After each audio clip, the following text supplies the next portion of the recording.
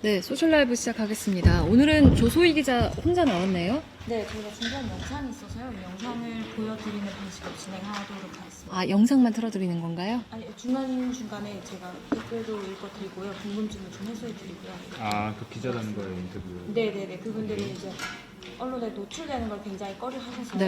네, 저희가 좀 후반 작업을 좀 진행해서 네, 미리 영상으로 인터뷰는 언제 진행한 네, 건가요? 오늘 오후 5시 반에 진행이 됐고요. 예. 네, 바로 얼마 전이네요, 그러면. 네네네. 두 명인 거죠? 불꽃팀? 네, 맞습니다. 직접 인터뷰했나요? 네, 조소희 기자가? 네. 알겠습니다. 인터뷰 네. 내용 잘 전해주시면 감사하겠습니다.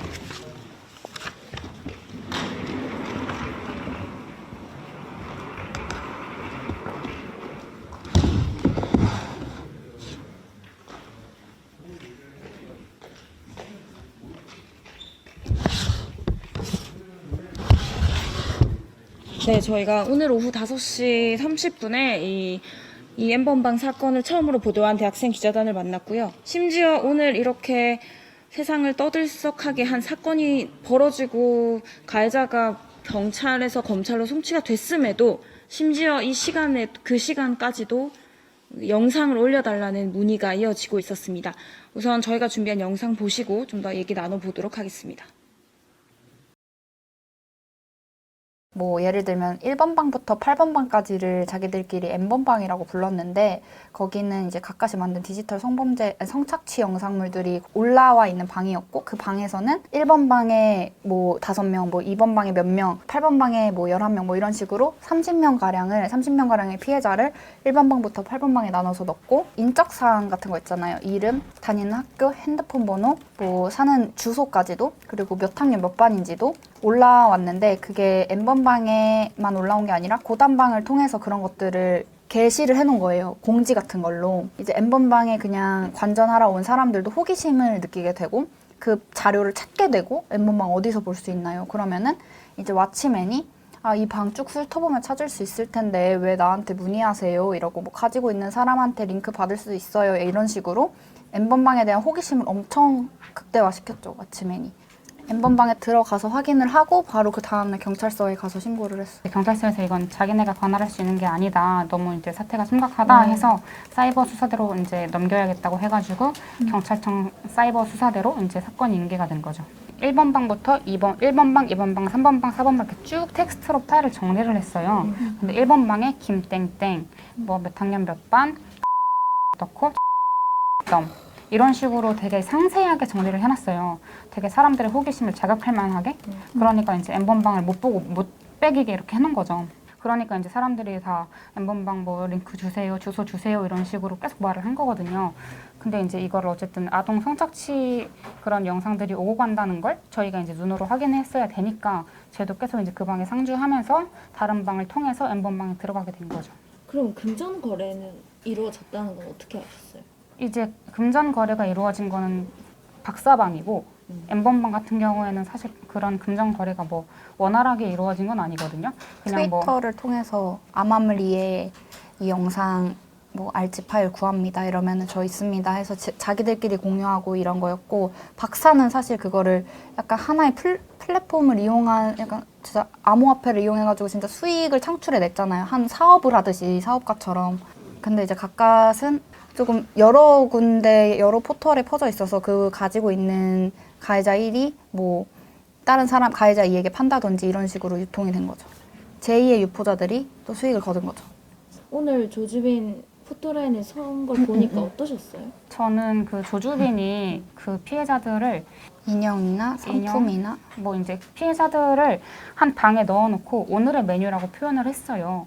오늘의 메뉴라고 표현을 하면서 그냥 아예 나체로 벗게 하고 인사를 시키게 하고 뭐 이런저런 행동을 하게 했는데 피해자들은 그런 식으로까지 시켰으면서 본인은 정말 눈 하나도 나오고 싶어 하지 않아 하잖아요. 마스크 쓰고 모자 쓰고 막 후드 뒤집어 쓰고 하는 거 신상공개 보면서 전에. 신상공개 전에 그런 거 보고 정말 염치도 없다라는 생각이 많이 들었거든요. N번방이랑 박사방을 구분을 해야 되거든요.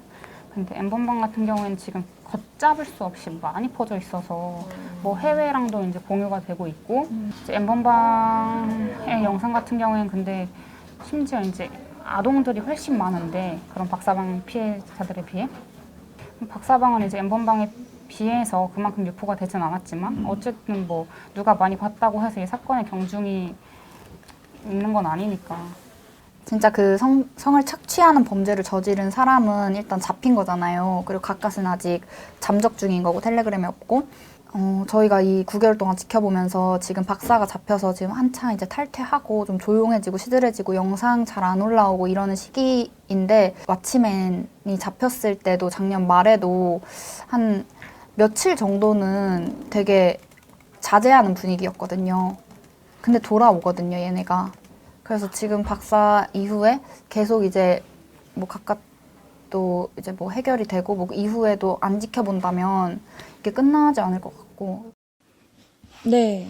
김은희님께서 댓글창에 어떻게 처음 취재를 했나요? 이런 질문 주셨는데 저도 여쭤봤습니다. 지난해 7월부터 그 디지털 성범죄에 대해서 관심이 많아서 이제 구글 사이트에서 검색을 하다 보니 이 텔레그램 방에 모객을 하는 블로그를 봤다고 합니다. 그래서 텔레그램 방에 들어가서 취재를 진행하게 됐다고 그렇게 전해 주셨습니다. 지난해 7월부터 오늘 경찰에서 검찰로 송치된 조주빈 씨의 대화 내용을 쭉 봤다고 했는데요. 이 사람은 좀 자기 스스로에 취해 있고 대화방 안에서 영웅놀이를 즐겼다고 합니다.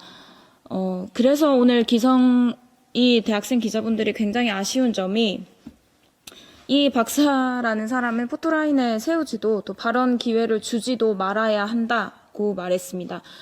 이 사람은 자신을 근현대사 속의 독재자와 뭐 군인 등에 대입하면서 매일매일 일기를 쓰던 자신의 자서전을 올리고 그 자신을 찬양하라는 식의 글을 올렸다고 합니다. 네, 어떤 내용인지는 또 두 번째 준비한 영상에서 보시겠습니다. 또 여기 이거 있잖아요. 이 눈 표시 이게 몇 명이 봤다 이 소리거든요. 이거 게시물 몇 명이 봤다? 근데 이런 방이 한 개가 아닌데 근데 사실 이런 성착취물 말고도 진짜 막 여성을 칼로 찌르거나 막 뭐 진짜 애벌레 영상이나 그런 것도 있거든요. 그런 것도 너무 충격이었죠. 그 어떤 식으로 얻어냈는지 궁금해 하거든요. 그 처음에 저희가 2019년 7월에 들어갔을 때 N번방에 대한 얘기가 오고 갔고 야 N번방은 근데 각각 쟤는 어떻게 회유한 거야? 그러면 왓치맨이 어떤 식으로 했다고 설명을 다 해줬어요. 이 트위터에서 활동하는 미성년자들한테 경찰을 사칭해가지고 접근해서 해킹으로 아이디 빼내고 계정 빼내고 계정에 있는 개인정보 같은 걸로 이제 쟤네 협박하면서 수위 낮은 것부터 센 것까지 요구를 해가지고 성착취를 지속할 수밖에 없게끔 만든다 쟤는. 아예 그냥 개만도 못하게 취급을 했거든요. 정말. 그런 거 보면은 근데 정말 이제 끔찍한 관종이에요. 그래도 막 인정받고 싶어 인정받고 싶어 하고 거기서 그렇기 때문에 막 불법 촬영물도 막 자기가 찍어서 올리고 그러는 게 이제 인정받고 싶고 권력을 거기서라도 잡고 싶으니까 그러는 거거든요. 그러니까 여성을 재화로 여겼다는 것 자체가 인격을 존중을 안 했다는 거에 뭐 다른 말로 표현하면 그런 거잖아요. 그러니까 걔는 그 여성을 자신의 재화로 취급했고 상품으로 취급했고 심지어 자기 범죄를 위해 태어난 존재처럼 생각을 했고 사회 쟤는 부적응을 할 수밖에 없었던 자기의 뭐 사연이 있었다 이런 식으로 이제 그런 걸 어필하려고 자기의 형량을 어떻게든 이렇게 낮추고 싶어서 이제 그렇게 하는 것 같고 근데 그런 개소리는 그냥 우리가 아예 안 들었으면 좋겠고 언론도 그냥 그걸 안 다뤘으면 좋겠어요. 박사가 그런 거에 되게 능했던 놈이거든요. 진짜 뭐 텔레그램에 어떤 방이 있었냐면 박사 자서전 자기가 쓴 거예요? 자기가 쓴 거예요. 이제 아직 근데 신고 못하신 피해자분들이 되게 많을 거거든요. 그분들께서 이제 신고를 하셔야 아직 못 잡힌 가해자들 너무 많으니까 그 가해자들도 다 잡을 수 있고 어쨌든 그 신고를 못 하시고 있는 지금 이 시간이 너무 괴로우실 거란 말이에요. 자기의 그런 영상이 공유될까봐. 그런 거는 정말 도움을 줄 수 있는 기관이 많거든요.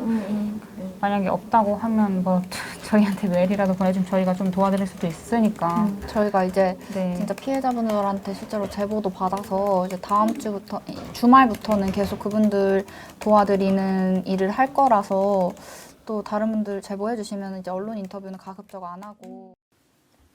네. 댓글에서 주진희 님이 대학생 불꽃팀 응원합니다. 정말 감사드려요. 라고 전해주셨습니다. 꼭 전달하도록 하겠습니다. 인간극장님께서 성인물 AV 영상을 보는 것은 죄가 아닌데 왜 이것은 죄인가요? 라는 질문을 주셨는데 이 방에 있던 사람들은 분명히 미성년자인 것을 알고 있었습니다. 왜냐하면 어느 학교에 다니는지 어디 사는지를 분명히 공유했거든요. 몇 학년 몇 반인지 공유했다고 합니다. 또 이 어린아이들에게 부모에게 알리겠다는 협박을 한 어른들이기 때문에 이것은 명백한 범죄입니다. 마루콩님께서 제대로 처벌 안 하면 또 다른 공간에서 반복될 것이다 100%라고 주셨는데 심지어 지금도 반복되고 있습니다. 유동엽님께서 와참에는 왜 신상을 공개 안 하는 건가요? 왜 가까스는 잡기 어려운 걸까요? 라는 질문을 주셨는데요. 와참에는 지금 경찰청 사이버수사대에서 뒤를 쫓고 있습니다. 가까스는요, 지난해 9월에 이 박사방에 권한을 넘겨주고 탈퇴를 해서 계정을 지웠다고 합니다. 하지만 우리 경찰이 굉장히 열심히 수사하고 있기 때문에 또 잡을 수 있을 거라고 생각이 듭니다. 또 불꽃 기자단이랑 얘기를 하면서요. 피해자들의 적극적인 신고가 매우 중요하다고 합니다. 이들이 텔레그램에서 탈퇴를 해서 내용을 흔적이 지워졌어도 금품 거래 내역이나 금전 거래 내역이 있으면 또 잡을 수 있는 단서가 되기 때문에 피해자분들의 용기를 내서 적극적으로 좀 신고해 주시면 이 가해자들을 잡는 데 도움이 될 수도 있다고 합니다.